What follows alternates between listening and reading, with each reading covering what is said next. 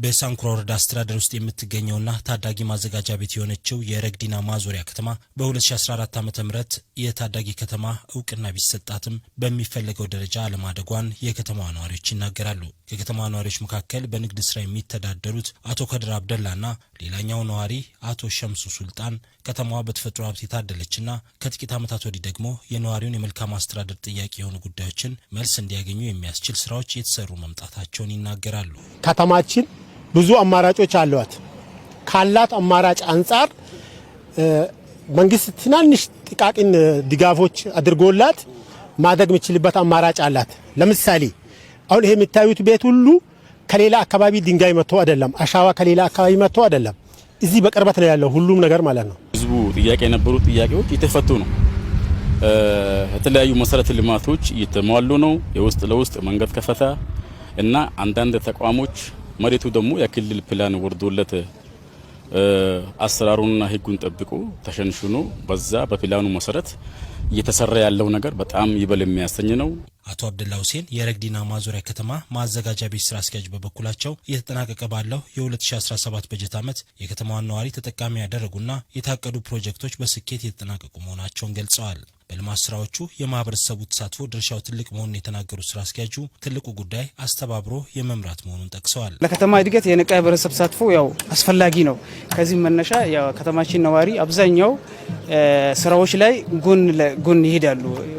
በቁስ በሚደገፉ ነገሮች ላይ በቁስ ይደግፋሉ። አጠቃላይ ግን ተሳትፎ ላይ አቀራርበንና አሳምነን መስራት የሚችል ከሆነ በደንብ መስራት የሚችል መደገፍ የሚችል ከመንግስት ጎን መቆም የሚችል ማህበረሰብ ያለበትና መሆኑንም ጭምር የተለያዩ ፕሮጀክት ስራዎች ላይ ተሳትፎ ያሳየበት ሁኔታ አለ። የሳንኩራ ወረዳ በ27 ቀበሌያት በአንድ ታዳጊ ማዘጋጃ ቤትና 13 ስኬች ፕላን በተሰራላቸው ቀበሌያት የተዋቀረች መሆኑን የገለጹት የወረዳው ከተማ ልማትና ኮንስትራክሽን ጽህፈት ቤት ኃላፊ አቶ ሀያቱ ኑሪ በተያዘው በጀት ዓመት ከተማዋን በአራቱም አቅጣጫ የማስፋት ስራ መከናወኑን ጠቅሰዋል። ከኮሪደር ልማት አንጻር ተያይዞ ያው እዚህ ከጀርባ እንደሚታየው ያው በርካታ ስራዎችን ሰርተናል።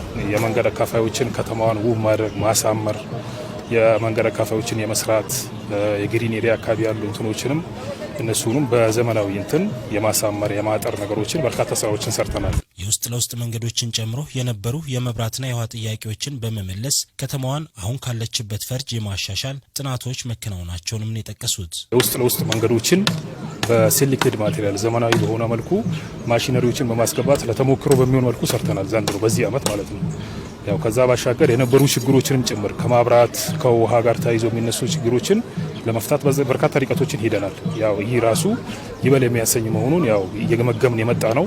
የሳንኩራ ወረዳ ዋና አስተዳዳሪ ወይዘሮ ተሚማ ሙዴ የተጠናቀቀ ባለው በጀት ዓመት በትምህርት፣ በጤና፣ የመንገድ መሰረተ ልማትን ጨምሮ በወረዳው ኢንቨስትመንትን ለመሳብ የሚያስችሉ ስኬታማ ተግባራት መከናወናቸውን አብራርተዋል። በተለይ ከትምህርት ጋር ከመንግስትም ከማህበረሰብም በማስተባበር ትምህርት ቤት የመገንባት ስራ የተሰራበት ሂደት አለ። በተለይ በዚህ በጀት ዓመት ማለት ነው ብቻም ሳይሆን ከጤና ተቋማት ጋር በተያያዘም ውስጥ ላይ የሚቸግሩ የተለያዩ ማቴሪያሎች የነበሩበት ነው። ለዚህም ከ1 ሚሊዮን ብር በላይ ወጪ በማድረግ በመንግስት የተለያዩ ማሽነሪዎችን ገዝተን ያስገባንበት ሂደት አለ። በተለይ ጤና ተቋማቶች አሉ፣ የግልም የመንግስትም። በተለይ በመንግስት ደረጃ ማህበረሰቡ ሳይቸገር ረጅም ርቀት ሳይሄድ በቅርብ ርቀት ጤናው የተጠበቀ እንዲሆን የተለያዩ የሕክምና አገልግሎት ማግኘት ስላለበት እንደ ወረዳም በአስተባባሪም ደረጃ አቋም ይዘን በጀት መድበን ማቴሪያሎችን የማሟላት ስራ የሰራንበት ሂደት አለ።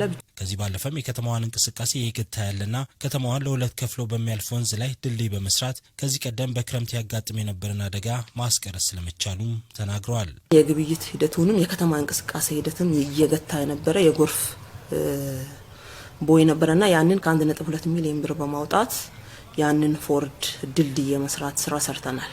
ብቻም ሳይሆን ከዚህ በፊት ነፍሰ ጡር እናቶች ወደ ጤና ጣቢያው መጥተው መውለድ የማይችሉበት በተለይ ክረምት አካባቢ አምቡላንስ አይደለም በእግር ራሱ የማያሳልፍበት አህያን ከነዱቄት ሲወስድ የነበረ ብቻ ረጅም የመልካም አስተዳደር ችግር የነበረ ነበር።